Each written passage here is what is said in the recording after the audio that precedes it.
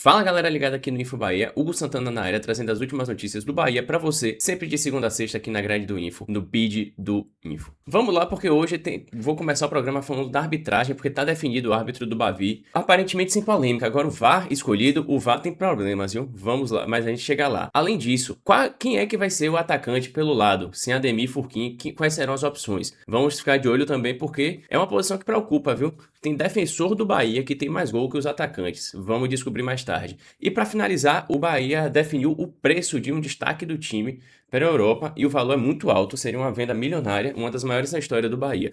Mas tomara que não saia pelo menos essa temporada.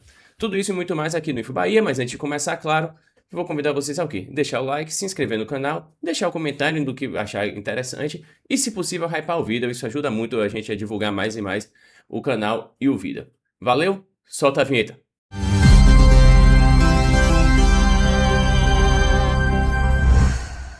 Ok, começando aqui o programa de hoje, desta terça-feira, vamos falar aqui primeiro da arbitragem do Bavi, porque foi definida, meu brother Fefo Noronha, sigam ele no Twitter antigo, quer dizer, no X antigo Twitter, @Fefo Noronha. Escala de arbitragem completa para o Bavi deste domingo. O árbitro, Rafael Claus, aí na foto, né? Um árbitro de Copa do Mundo, um árbitro que eu acho muito confiável, um dos melhores do país, para mim, sem problemas. Ele vai ter os assistentes Rodrigo Figueiredo Henrique Corrêa, da FIFA do Rio de Janeiro, e Thiago Henrique Neto Costa Corrêa Farinha, perdão, do Rio de Janeiro. E o VAR, que aí é onde está a polêmica, é Wagner Riway, da FIFA de Santa Catarina. Por que ele é polêmico, vocês me perguntam? Não sei se vocês lembram, mas no Bavi do primeiro turno teve um pênalti polêmico. Quer dizer, o pênalti nem foi tão polêmico assim, mas o cartão vermelho não aplicado para Lucas Arcanjo foi muito polêmico. E o VAR quem era? Sim, Wagner Riway. Pois é, isso aí é uma notícia meio trágica, né? Que a gente pode pensar. Um árbitro que, pra mim, falhou grave, porque ali era o último homem, Pulga ia fazer o gol, Lucas Arcanjo impediu, não tomou cartão vermelho e aí acabou defendendo o pênalti. Pra mim, um absurdo, sem precedentes. Algo que depois o campeonato, no próprio Campeonato Brasileiro a gente viu outras situações que o juiz estava dando cartão vermelho em lances desse tipo. Era Pulga e o goleiro. Ele iria fazer o gol se Lucas Arcanjo não impedisse. Então, assim, merecia o vermelho, o VAR não chamou para revisão o árbitro daquela partida. Então, é problemático, eu acho muito problemático. Ele considerou disputa de bola à época. Só que, pô, não interessa se você tava disputando a bola quando o cara ia fazer o gol e era o último homem, né? Aí a gente fala muito dos Ds, né? Que é direção, distância, domínio. Pulga tinha tudo isso. Tinha tudo isso. Ele faria o gol. Ele certamente faria aquele gol. E o Lucas Arcanjo impediu, fez o pênalti, e aí acabou defendendo méritos dele, também deméritos de William José, que acabou perdendo, mas de todo modo, para mim é um lance muito polêmico e que o Bahia deveria abrir o olho. Eu não gosto de times que pedem para determinados árbitros não apitarem seus jogos, porque eu acho que isso abre um precedente para o campeonato, porque se um árbitro não pode estar no jogo do seu time, por que ele pode estar no jogo do outro? Se ele é ruim, ele não pode estar no jogo de ninguém. O grande ponto é esse. Mas eu acho que é pra ficar atento. Eu não acho que ele estaria roubando, entre muitas aspas, pro Vitória. Eu acho que ele é um VAR que cometeu uma falha muito grave. Então é pra gente ficar de olho. Mas tá aí, definida a arbitragem do Bavi. Deixe nos comentários sua opinião sobre o trio de arbitragem, principalmente sobre o nosso querido VAR. Prosseguindo, vamos falar aqui da opção de ataque, porque não vamos ter dois dos últimos titulares, que são eles. Sem Ademir e Cauê Furquim, veja opções do Bahia para o lado direito do ataque no Bavi. Matéria de Thiago Lemos. O Bahia tem que vencer o Bavi deste domingo para finalizar a sequência de 5 empates consecutivos e apaziguar a crise que se instaura neste momento do Campeonato Brasileiro. Matéria do Globoesporte.com. Antes da bola rolar, entretanto, o técnico Rogério Ceni precisa escolher um nome para ocupar o lado direito do ataque, uma vez que Ademir e Cauê Furquim são desfalques. Titular na posição neste segundo semestre, o atacante Ademir sofreu uma lesão muscular no adutor da coxa esquerda, com expectativa de retorno para setembro, em partida contra o Bragantino, válida pela 26ª rodada do Brasileirão. O reserva do camisa 7 no empate com a Chapecoense foi o atacante Cauê Furquim, mas o jovem da base está com a seleção sub-17 para a disputa de 2 amistosos contra a Venezuela nos dias 20 e 23 de agosto, este último na data do Bavi. A seleção brasileira se prepara para o Mundial da categoria no Catar, que vai ser realizado entre 19 de novembro e 13 de dezembro. Duas opções mais prováveis. Com isso, o técnico Rogério Ceni vai ter que buscar uma terceira via para fazer a função de atacante pelo lado direito no clássico. Dentro deste cenário, duas opções que têm mais familiaridade com a função são as mais viáveis. A primeira delas é Matheus Sanabria, que substitui o Furquim aos 22 do segundo tempo contra a Chape e busca mais tempo em campo pelo Bahia. Desde o retorno do Brasileirão, o argentino soma 32 minutos em jogo. O atacante tem como preferência o lado esquerdo do campo, mas já atuou diversas vezes pelo lado direito. Contratado no meio do ano passado, Sanabria tem 33 jogos disputados pelo Bahia com 4 gols e 3 assistências. Aqui é a foto dele. A outra opção é Kiko Oliveira, que ainda não jogou no segundo semestre e voltou a ser relacionado recentemente. O uruguaio queria deixar o Bahia para voltar ao futebol de seu país, mas garantiu que permanece no tricolor até o final desta temporada. O atacante ficou no banco nos empates diante de Vasco e Chapecoense, mas não ganhou minutos. Com isso, pode ser considerado uma segunda opção na briga com Sanabria. Kiki atua pelos dois lados do campo e chegou no Bahia no início do ano. Ele soma 26 gols com 26 jogos com 2 gols e 2 assistências. Mas no caso de apostar em outra alternativa, a CN tem à disposição o atacante da base, Juan Pablo, que tem como preferência o lado esquerdo do campo e foi escolhido para ser cortado da última lista de relacionados antes da Chapecoense. Além disso, o meio-campista Michel Araújo já fez a função de atacante pelos dois lados e pode ser uma opção. Ultimamente, entretanto, o armador uruguaio tem sido a opção na zona central do campo. Outra possibilidade menos provável é a escalação de Everaldo. Vixe, aí vou acabar aqui com todo respeito a Everaldo, mas ele jogar do lado do campo para mim já é demais.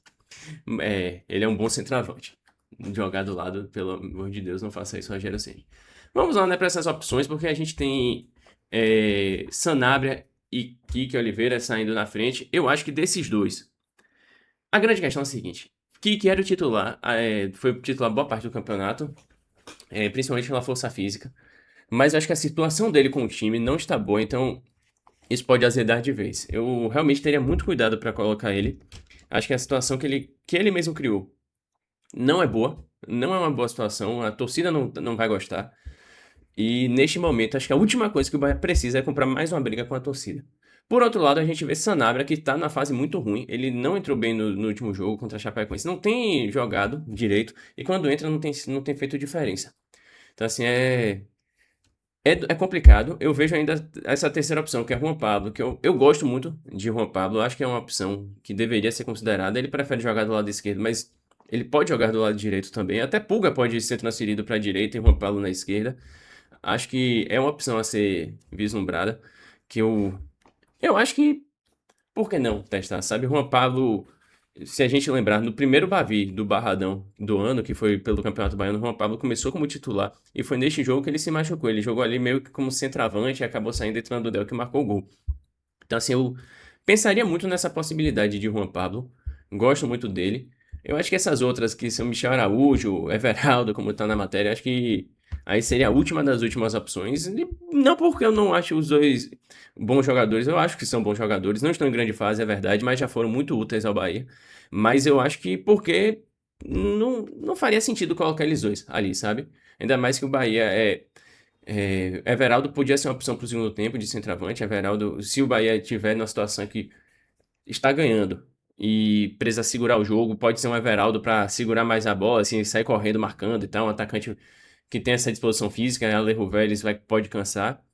E Michel Araújo pro meu campo, ele tem entrado no lugar de Nestor, por vezes no lugar de Jean Lucas, então assim, deixa eles por ali. Então, pra mim, eu tentaria Juan Pablo, apesar de que eu tô achando que vai ser Sanabria, porque eu não acho que ele não vai entrar com kick.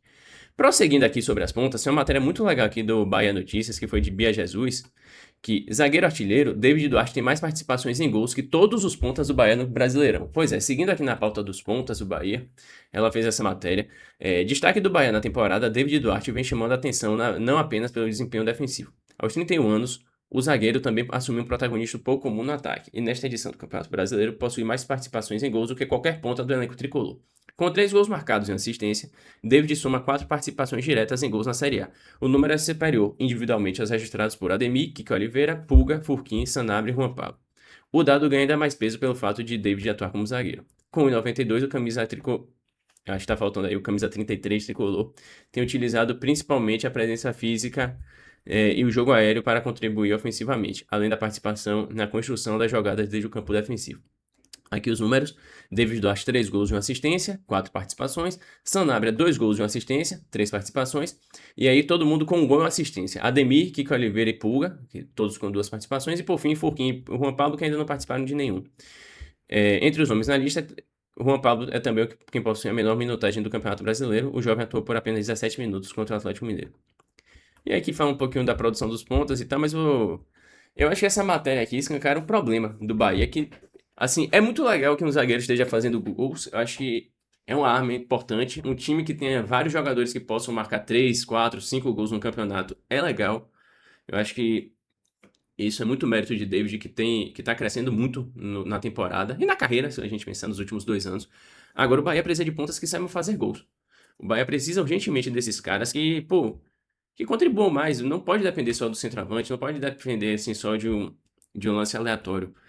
Se a gente for ver os últimos gols do Bahia, pô, o gol de.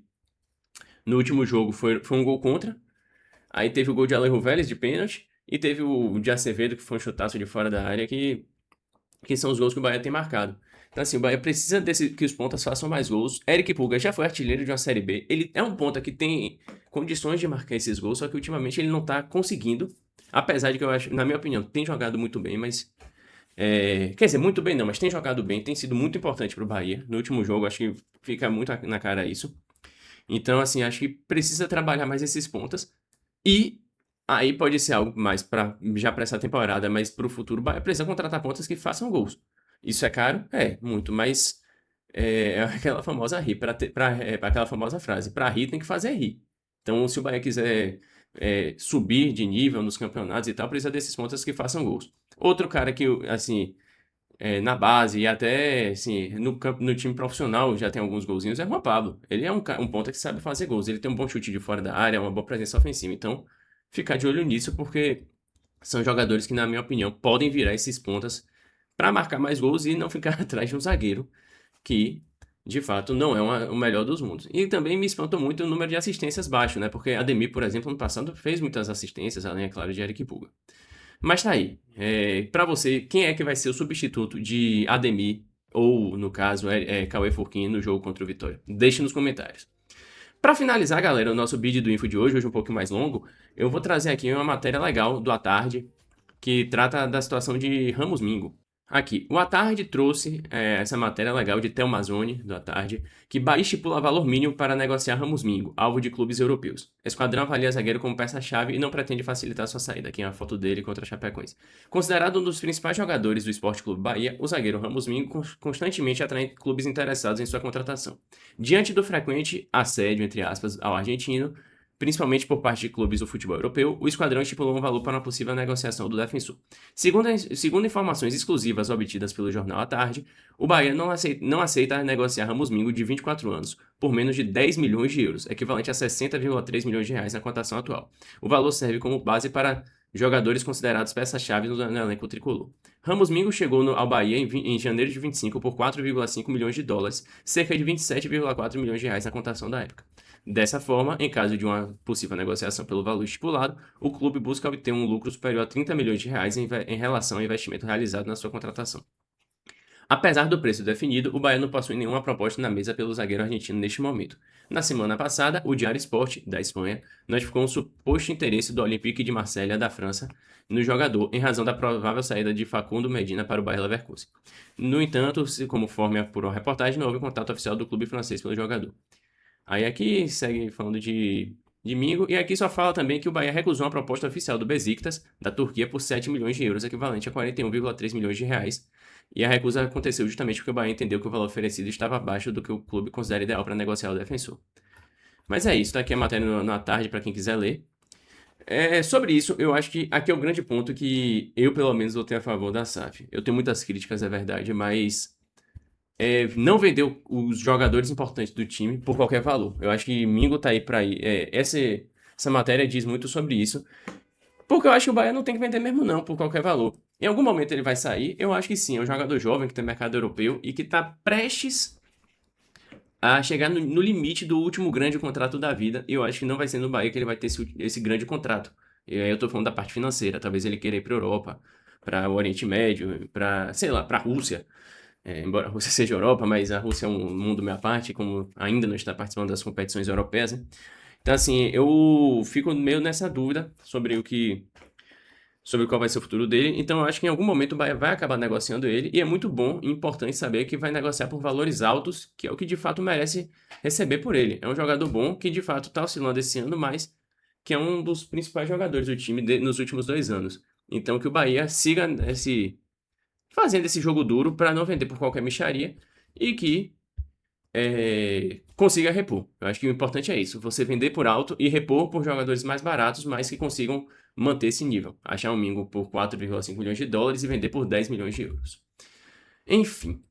Então é isso, galera. Vídeo do Info entregue dessa vez, um vídeo mais longo que o normal, mas de todo modo eu queria deixar um forte abraço a vocês que estão nos acompanhando. Lembrar vocês de deixar o like, se inscrever no canal, hypar o vídeo e deixar aqui nos comentários o que vocês acharam. Beleza? Então é isso. Até amanhã e tchau, tchau. Valeu!